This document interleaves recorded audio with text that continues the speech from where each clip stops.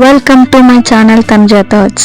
నేను వచ్చేసి మీకు ఈరోజు టోటల్ బ్లౌజ్ చూపిద్దాం అనుకుంటున్నాను. కట్ చేసి స్టిచ్ చేసిన కాడ నుండి ప్రతి ఒక్కటి డీటెయిల్గా చూపిద్దాం అనుకుంటున్నాను. కొత్తగా నా వీడియోస్ చూసిన వాళ్ళు లైక్ చేసి సబ్స్క్రైబ్ చేయడం మాత్రం మర్చిపోవద్దు. ఇది వచ్చేసి బ్లూ కలర్ పైన స్కై బ్లూతో వర్క్ వేస్తున్నాను అనమాట. శారీ వచ్చేసి sky blue light and dark combination cut work థీమ్లో చేసినాను. ఫ్లవర్స్ మనకి మంచి లుక్ ఇచ్చాయన్నమాట. ఇది రౌండ్ మోడల్లో కట్ వర్క్ వచ్చింది. అండ్ నేను ఫ్రంట్ నెక్ కూడా సేమ్ అలాగే ఓన్లీ బార్డర్ ఇచ్చాను. బ్యాక్ నెక్లో బుటీస్ వచ్చాయి. ఈ బుటీస్ యాక్చువల్గా సపరేట్గా నేను సెట్ చేసి వేసాను, డిజైన్లో ఉంది కాదు, సపరేట్గా వేసాను. అండ్ ఇక్కడ స్టోనింగ్ చేస్తున్నాను, రింగ్ స్టోన్స్ పెడుతున్నాను అనమాట. ఫస్ట్ బేస్ గ్లూ పెట్టి బేస్ పెడుతున్నాను స్టోన్ కింద. సో ఈ రింగ్స్ అనేది మనం నార్మల్గా పెట్టుకోవచ్చు, లేదంటే ఇలా నీడిల్తోని కొంచెం ఈజీగా ఉంటుంది, ఇలాగైనా పెట్టుకోవచ్చు మనకు అలవాటు ఉన్నట్టుగా. ఓన్లీ వర్క్ చేయడమే కాదు, స్టోనింగ్ కూడా చేయడం ఉంటుంది, థ్రెడ్ కట్ చేయడం ఉంటుంది. ఇలా చిన్న చిన్న పనులు చాలా ఉంటాయి ఎంబ్రాయిడరీ వర్క్లో. అండ్ బేస్ అయిపోయాక దానిపై నుంచి గ్లూ పెట్టి మళ్ళీ స్టోన్స్ అనేది స్టిక్ చేసుకోవాలి. యాక్చువల్గా కొంచెం బేస్ ఆరినాక స్టోన్స్ పెట్టుకోవాలి, కంఫర్ట్ ఉంటుంది. బట్ నాకు టైం లేక వెంటనే పెట్టేశాను. ఇది వచ్చేసి శారీకి ఇలా కట్ వర్క్ లేస్ వచ్చిందనమాట. అందుకే వాళ్ళు నెక్ డిజైన్ కూడా కట్ వర్క్లో చూస్ చేసుకున్నారు. సో ఇది వచ్చేసి మనకి ఫ్రంట్ బ్యాక్ మాత్రమే, హ్యాండ్కు లేస్ ఇచ్చారు. సో ఈ బార్డర్ని యూస్ చేస్తూ నేను హ్యాండ్ లేస్ పెట్టాను. మామూలుగా బాడీ స్టిచ్ చేయడానికి క్లాత్ మంచిగా రాలేదు. హ్యాండ్లో మాత్రం సేమ్ బార్డర్ యూస్ చేసి లేస్ యూస్ చేస్తున్నాను. బ్యాక్ అండ్ ఫ్రంట్ మాత్రం వర్క్ ఇచ్చాను కదా, ఆ వర్క్ యూస్ చేస్తున్నాను. ఇప్పుడు వచ్చేసి కటింగ్లో స్ట్రైట్గా గీచుకొని హైట్ ఎంత ఉందో పెట్టుకోవాలి. హైట్ వచ్చేసి ఇది 15 ఇంచెస్ ఉంది ఈ బ్లౌజ్. నార్మల్గా అందరి హైట్ 15 ఇంచెస్ వస్తుంది, చాలా లావు ఉన్న వాళ్ళకి మాత్రమే 16 వస్తుంది. షోల్డర్ డీప్ వచ్చేసి 5.5 అండ్ మనకి ఆర్మ్ హోల్ డీప్ కూడా 5.5 వస్తుంది. షోల్డర్ ఎంత ఉంటే ఆర్మ్ హోల్ కూడా అంతే వస్తుంది, 5.5. అక్కడికి మార్జిన్ వేసేసుకొని అండ్ మనకి ఎంతవరకు అవసరమో అంతవరకు లైన్ వేసేసుకోవాలి. ఇప్పుడు ఆర్మ్ హోల్ రౌండ్ 1 ఇంచ్ తీసుకొని రౌండ్గా మనం డ్రా చేసేసుకోవాలి. అండ్ నెక్ డీప్ వచ్చేసి 2.5, షోల్డర్ వచ్చేసి 3. టోటల్లో 5.5లో షోల్డర్ 3 వస్తుంది, నెక్ 2.5 వస్తుంది. మనకి నడుం చుట్టూ రౌండ్ అప్ మొత్తం ఎంత ఉంది అంటే 34 ఉంది. 34లో హాఫ్ చేసుకోవాలి. హాఫ్ చేస్తే 17 వస్తుంది. 17లో మళ్ళీ హాఫ్ చేసుకోవాలి, 8.5 వస్తుంది. యాక్చువల్గా 4 లేయర్స్గా మనం by 4 చేయాలన్నమాట. 34/5/4 చేయాలి, 7.5 వస్తుంది. 7.5కి 2.5 యాడ్ చేయాలి ఖర్చు కోసం. అండ్ ఆ 7.5లో మొత్తం హాఫ్ చేసుకోవాలి టక్స్ కోసం. ఓకే, టోటల్ 2.5 7.5 10 నడుము అయితే చెస్ట్ దగ్గర 1 ఇంచ్ ఎక్స్ట్రా తీసుకోవాలి. 11కి 10కి క్రాస్ లైన్ గీసేసుకొని మళ్ళీ చెస్ట్ ఎంత ఉందో అంత చెక్ చేసుకొని కింద ఫిట్టింగ్కి మార్జిన్ ఇచ్చేసేయాలి. అండ్ ఎక్స్ట్రా క్లాత్ కట్ చేసేసి మనం బ్యాక్ పార్ట్ మొత్తం కట్ చేసుకోవాలి. యాక్చువల్లీ ఇక్కడ వచ్చేసి మనం నెక్ పార్ట్ అనేది కట్ చేసుకోవద్దు, ఇది ఎంబ్రాయిడరీ కాబట్టి నెక్ పార్ట్ అసలు కట్ చేసుకోవద్దు. టక్స్ కూడా ఇచ్చేసుకోవాలి నెక్ పార్ట్ దగ్గర. ఖచ్చితంగా టక్స్ మాత్రం మర్చిపోవద్దు. ఎంబ్రాయిడరీ బ్లౌజ్కి ఖచ్చితంగా నెక్ అసలు కట్ చేయొద్దు, మార్జిన్ చేసుకోవాలి హైట్ అనేది. ఇది వచ్చేసి 10 ఇంచెస్ ఉంది నెక్ హైట్. సో నేను అక్కడ 10 ఇంచెస్ దగ్గర మార్జిన్ చేసుకున్నాను కానీ కట్ చేయలేదు. అండ్ ఇప్పుడు ఫ్రంట్ పార్ట్ కట్ చేసుకోవాలి. ఫ్రంట్ మనము క్రాస్ కటింగ్ చేస్తున్నాము, సో క్రాస్లో పెట్టించాను. 2 ఇంచెస్ ఫోల్డ్ చేసుకోవాలి. కింద పట్టి వస్తుంది కాబట్టి షేప్ పట్టి అంటారు, షేప్ పట్టి వస్తుంది కాబట్టి 2 ఇంచెస్ దగ్గర ఫోల్డ్ చేసుకోవాలి. అండ్ ఎలా ఉందో అలా మొత్తం దాని చుట్టూ డ్రా చేసేసుకోవాలి.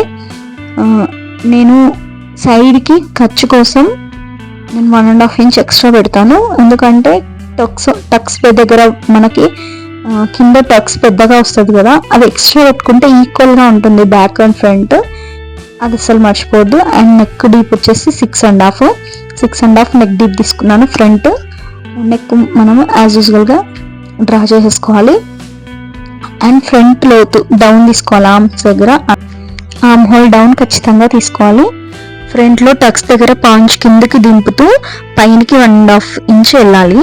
అలా క్రాస్గా నేను ఇప్పుడు ఎలా మార్జిన్ చేశానో అలా క్రాస్గా మార్జిన్ చేసుకొని హుక్స్ పట్టి దగ్గర హాఫ్లో మొత్తం టోటల్ మనకి వచ్చిన హాఫ్కి మార్జిన్ చేసుకోవాలి.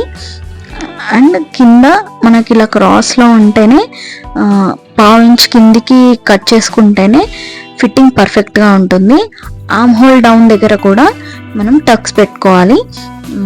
అక్కడ మనకి ప్లీట్ వస్తుంది, పైన 1/2 ఇంచ్లో ప్లీట్ వస్తుంది. మనకి కింద మాత్రం 1 ఇంచ్ అటు 1 ఇంచ్ ఇటు 2 ఇంచెస్లో ప్లీట్ వస్తుంది. సైడ్కి 1 ఇంచ్ లోపలే వస్తుంది. ఇప్పుడు వచ్చేసి హ్యాండ్ 4 ఫోల్డింగ్స్ చేసుకోవాలి. హ్యాండ్ బ్యాక్ సైడ్ క్లాత్ కూడా కంప్లీట్గా వస్తుందా లేదా చెక్ చేసుకోవాలి. ఇప్పుడు నేను హ్యాండ్ కొలుచుకుంటున్నాను. 9.5 ఇంచెస్ ఉంది. మనం 10 ఇంచెస్ కట్ చేసుకోవాలి. 1/2 ఇంచ్ ఎక్స్ట్రా కట్ చేసుకోవాలి మార్జిన్ కోసం. కింద మార్జిన్ 1/2 ఇంచ్, పైన మార్జిన్ 1/2 ఇంచ్, టోటల్గా 1/2 ఇంచ్ అవుతుంది. సో ఇప్పుడు నేను 10 ఇంచెస్ కట్ చేసుకుంటున్నాను విత్ మార్జిన్. వితౌట్ మార్జిన్ అయితే 9 ఇంచెస్, విత్ మార్జిన్ నేను 10 inches without margin 9.5 inches cut చేసుకోవాలి. విత్ మార్జిన్ నేను 10 ఇంచెస్ కట్ చేసుకుంటున్నాను. Arm whole down 3.5 inches. 34 size బ్లౌజ్కి 3.5 inches arm whole. Front down అనేది తీసుకోవాలన్నమాట. ఇది ఓన్లీ ఫ్రంట్కే రావాలి. ఫ్రంట్ డౌన్ 1/2 ఇంచెస్ అలా క్రాస్గా డ్రా చేసుకోవాలి.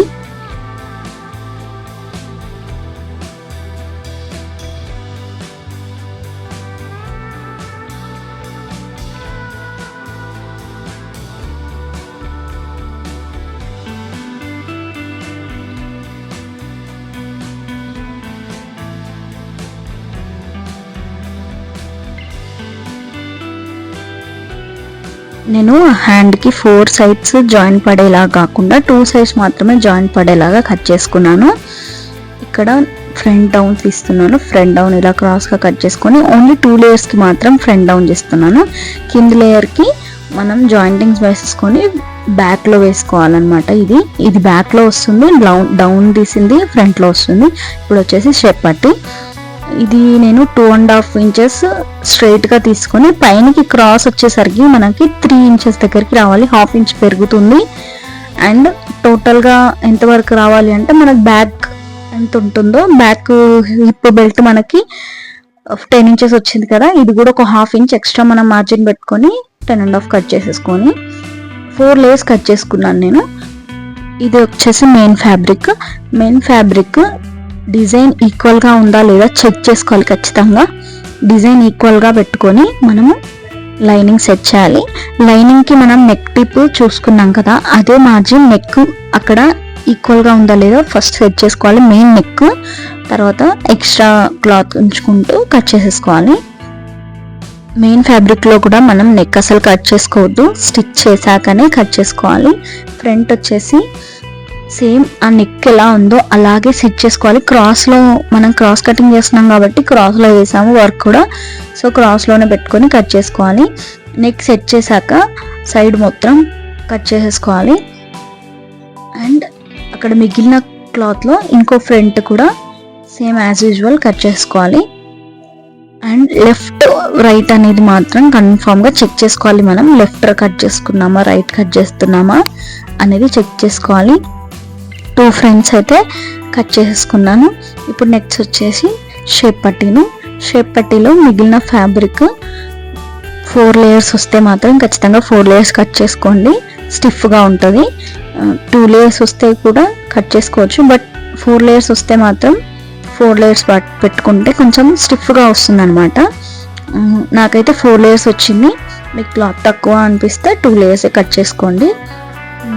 నేను లైనింగ్ కూడా 4 లేయర్స్ కట్ చేశాను, బ్యాక్ మెయిన్ ఫ్యాబ్రిక్ కూడా 4 లేయర్స్ కట్ చేశాను. ఇది జాయింటింగ్ చేసుకునేటప్పుడు టోటల్గా అవి 4 ఇవి 4 8 కదా, సపరేట్గా 4 లేయర్స్ పడుతుంది. ఇప్పుడు వచ్చేసి హ్యాండ్. యాక్చువల్గా హ్యాండ్ వర్క్ లేదనమాట.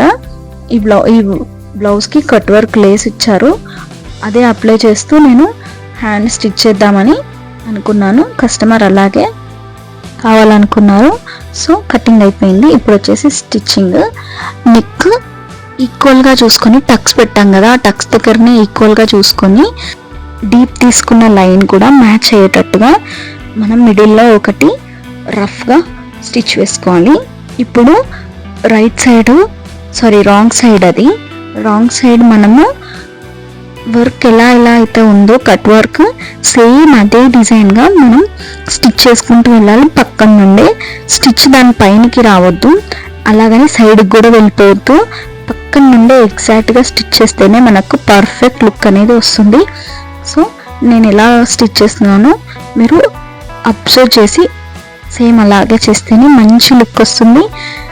కట్ వర్క్ మీనింగే అది. కట్ వర్క్ మనకి వర్క్ వేయించుకునేదే ఆ ఫినిషింగ్ కోసం. సో పర్ఫెక్ట్గా స్టిచ్ చేస్తేనే మనకి కస్టమర్ అనేది సాటిస్ఫైడ్ అవుతారు. సో మీరు కూడా ఇలా స్టిచ్ చేసుకోండి. నెక్ లాస్ట్లో చెక్ చేసుకోవాలి, మనకి లైనింగ్ పర్ఫెక్ట్గా అటు సైడ్ ఎలా వచ్చిందో ఇటు అలాగే వచ్చిందా అనేది చెక్ చేసుకొని మరి స్టిచ్ చేసుకోవాలి. క్రాస్గా వస్తే నెక్ క్రాస్లో సెట్ అవుతుంది అనమాట. సో చెక్ చేసుకొని స్టిచ్ చేసుకోవాలి. మిడిల్ ఇప్పుడు కట్ చేసుకొని టక్స్ ఇచ్చుకోవాలి. ప్రతి ఒక్క కట్ దగ్గర మనం టక్ లోతు వరకు, అంటే లాస్ట్ స్టిచ్ వరకు మనము టక్స్ ఇచ్చుకుంటేనే అది ఈజీగా టర్న్ అవుతుంది. టర్న్ చేసినప్పుడు నీట్గా టర్న్ అవ్వాలంటే టక్స్ మాత్రం ఇంపార్టెంట్.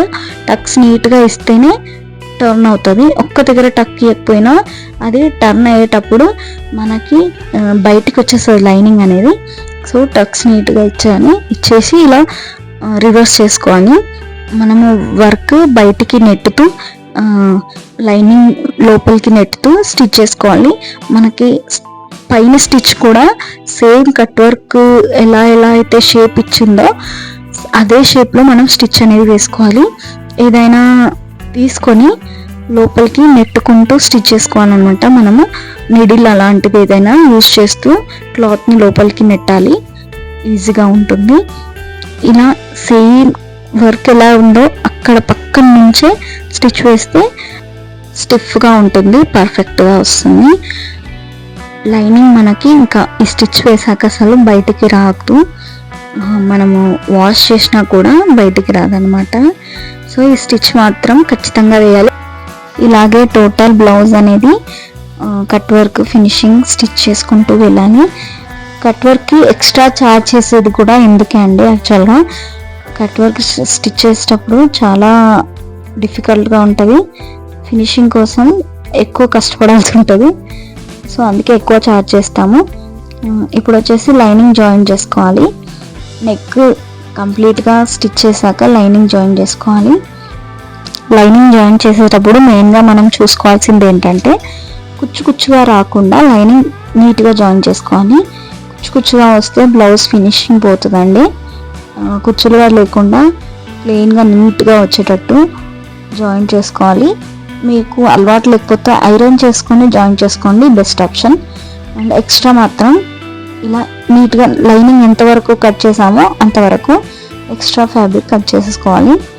సో స్టిచ్చింగ్ చేసేటప్పుడు మనకు పర్ఫెక్ట్ ఫిట్టింగ్ వస్తుంది. ఎక్స్ట్రా అనేది నీట్గా కట్ చేసుకుంటే. ఇప్పుడు వచ్చేసి ఫ్రంట్ రైట్ సైడ్లో వస్తుంది ఇది. సో మనం రివర్స్లో లైనింగ్ పెట్టి స్టిచ్ వేసుకోవాలి. సేమ్ నెక్కి బ్యాక్ నెక్కి ఇందాక ఎలా చెప్పానో అట్లా కట్ వర్క్ పక్కన నుండే ఎగ్జాక్ట్గా పక్కన నుండే స్టిచ్ చేస్తేనే లుక్ అనేది వస్తుంది. సో పక్కన నుండే ఇలా మీకు చూపించడంలో స్పీడ్గా ఉంది కానీ చేయడంలో చాలా మెల్లిగా చేయాలండి. మెల్లిగా చేస్తేనే ఆ ఫినిషింగ్ వస్తుంది. తర్వాత టక్స్ ఇచ్చుకొని సేమ్ రివర్స్లో మనం ప్రెస్ చేస్తూ రివర్స్ చేసుకొని మళ్ళీ సేమ్ స్టిచ్ అట్లానే ఇటు సైడ్ నుంచి వేయాలి. మనం ఈ స్టిచ్ వేసేటప్పుడు మేము జాగ్రత్తగా ఉండాల్సింది ఏంటంటే పైనుంచి స్టిచ్ వేసేటప్పుడు ఆ స్టిచ్ కనిపించకుండా అందులో ఆ కలర్కి మిక్స్ అయ్యేటట్టు పక్కన నుండే వేయాలి. వర్క్ పైనకి రావద్దు, అలా అని కట్ వర్క్ కాకుండా స్ట్రైట్గా కూడా వేయొద్దు. కొందరు చేసే మిస్టేక్ అది, స్ట్రైట్గా వేసేస్తారు, వర్క్ పై నుంచి కనిపిస్తుంది. సో వర్క్ పై నుంచి కనిపించకుండా నీట్గా వేయాలి. నెక్స్ట్ స్టిచ్ చేసుకున్నాక లైనింగ్ జాయిన్ చేసుకున్నాను. లైనింగ్ జాయిన్ చేసేటప్పుడు కుచ్చు రాకుండా జాయిన్ చేసుకోండి.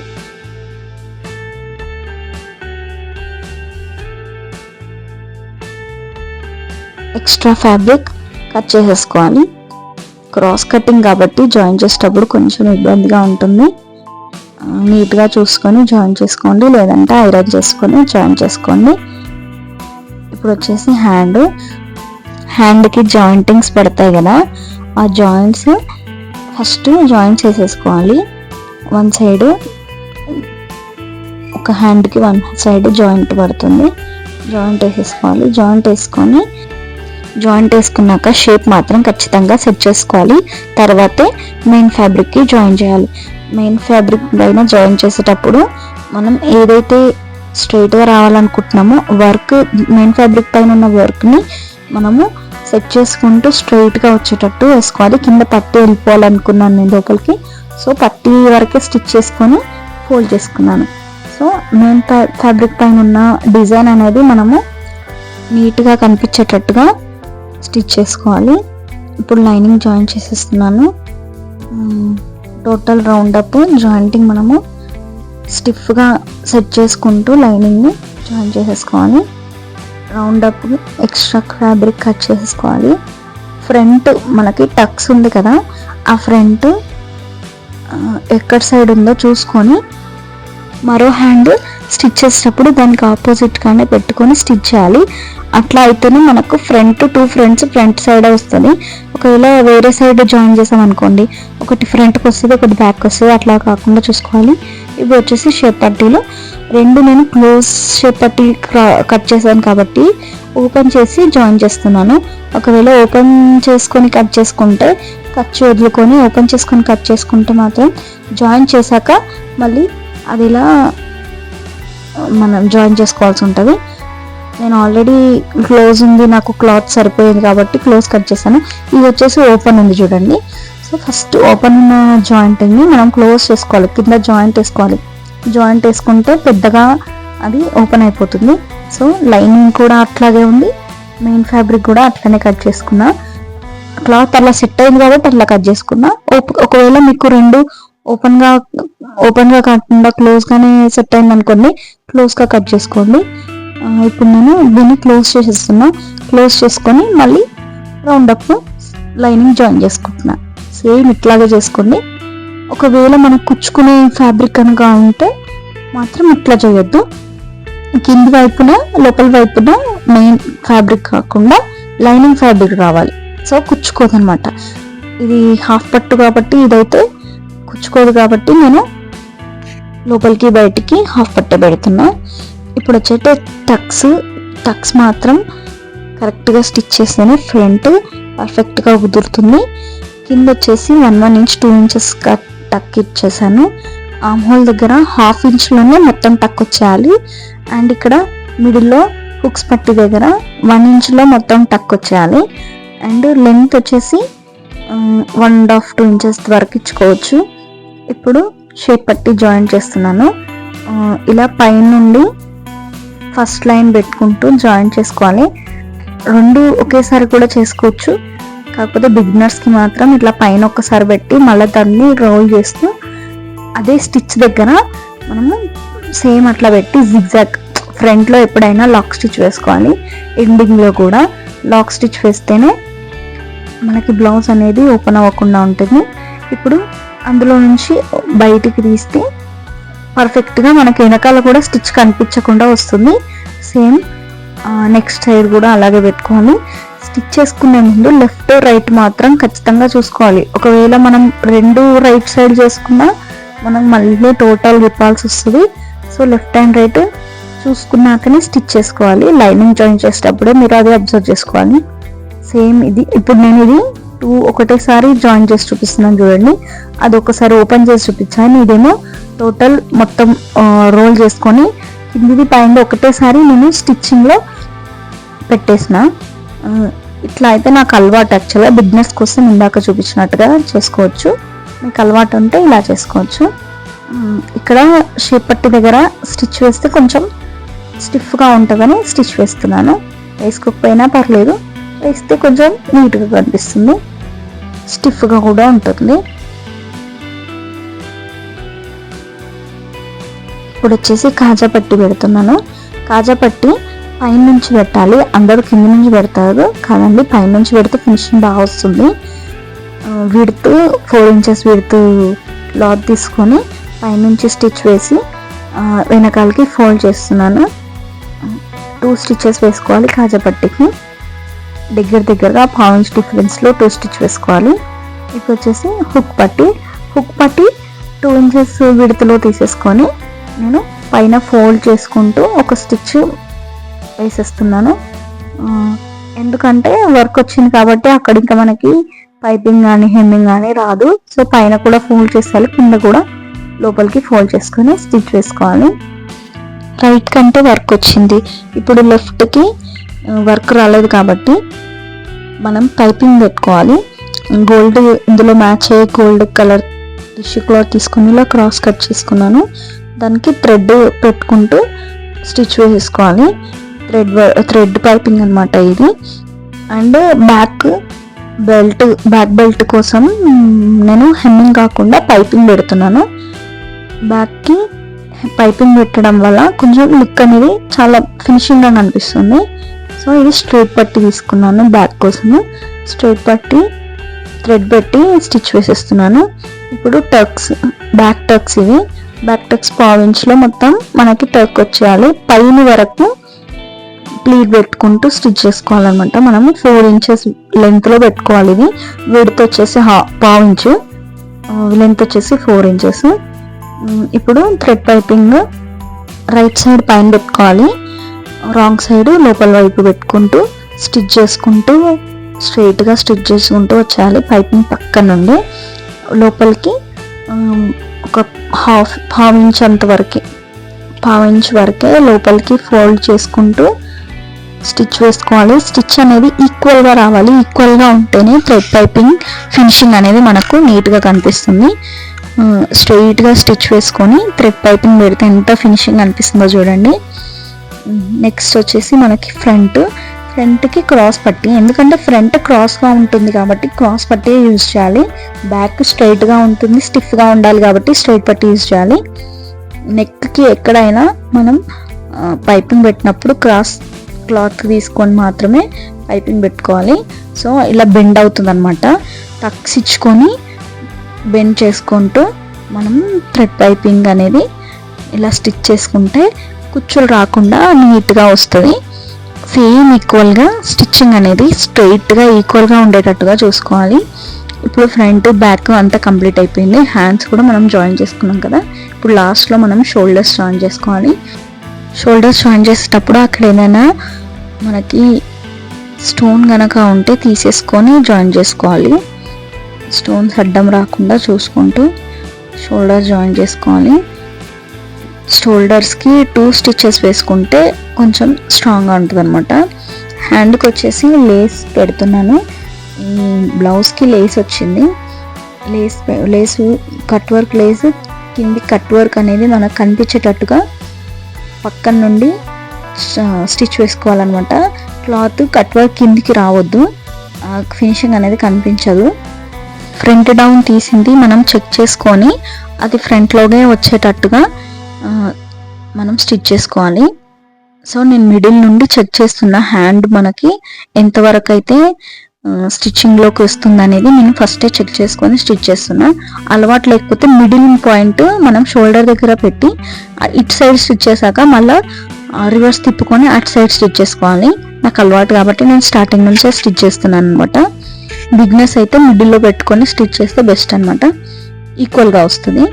సో నేను ఫస్టే కొలుచుకొని నేను స్టిచ్ చేస్తున్నాను. సో హ్యాండ్ అనేది మనం ఫ్రంట్ డౌన్ తీసుకున్నది మనకి ఫ్రంటే వచ్చేలాగా టక్ చేసుకుంది చెక్ చేసుకొని స్టిచ్ చేసుకోవాలి. బ్యాక్ సైడ్ పెట్టకూడదు, ఫ్రంట్ డౌన్ చేసింది.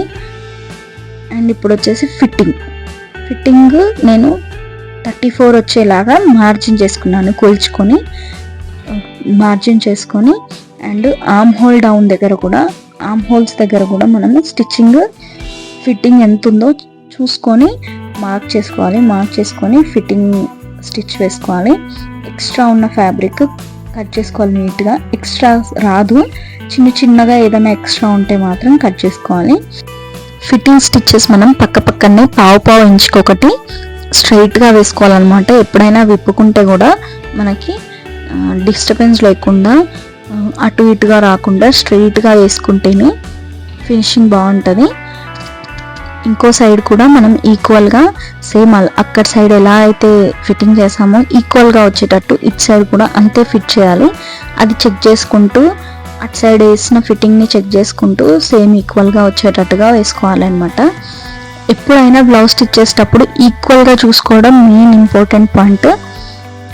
వన్ సైడ్గా ఎక్కువ వన్ సైడ్ తక్కువ వేసామంటే మాత్రం బ్లౌజ్ క్రాస్గా ఫిట్టింగ్ వస్తుంది. సో క్రాస్గా రావద్దు అంటే ఈక్వల్గా చూసుకోవాలి. ఈక్వాలిటీ మెయిన్ బ్లౌజ్ స్టిచ్చింగ్లో. ఫినిషింగ్ టోటల్ అయిపోయాక సైడ్స్ కూడా నేను క్లోజ్ చేసి స్టిచ్ చేశాను. టోటల్ లుక్ చూసారా కట్ వర్క్ ఎంత ఫినిషింగ్ ఉందో. మనకి కలర్ కూడా బ్రైట్గా ఉంది కదా. డార్క్ అండ్ లైట్ కాంబినేషన్ నాకైతే చాలా బాగా నచ్చింది. మీకు కనుక నచ్చితే స్క్రీన్ షాట్ తీసుకోండి అండ్ పైన ఇస్తున్న నెంబర్కి వాట్సాప్ చేయండి. మీకు కనుక నచ్చితే మాత్రం like, share, subscribe my channel. Thank you for watching.